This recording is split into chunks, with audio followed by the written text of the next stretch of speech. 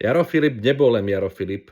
Jaro Filip bol aj Jaro Céderon Filip, ktorý prispieval do magazínu o počítačových hrách Riky, ktorý vychádzal na Slovensku medzi rokmi 1994 až 1996. Fanúšikovia si pamätajú na recenzie hry Command and Conquer, Caesar 2 a svoje recenzie dokonca písal Jaro Filip do toho magazínu. Mal takú rubriku Hero Maniacs, robil horoskopy, robil rôzne slovné hračky typu Kde Doom 2 môj, paródia na českú hymnu a odkaz na hru Doom 2.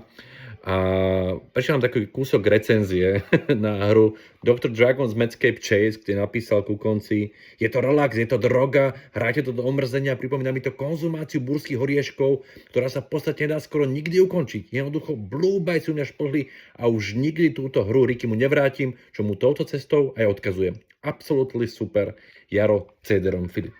Takže na Jarovi si veľmi vážim, že komunikovala z malých ľudí, ktorí netušili, že Jaro Filip robí niečo iné ako s počítačovými hrami a otváral nám nové dvere, nové okná.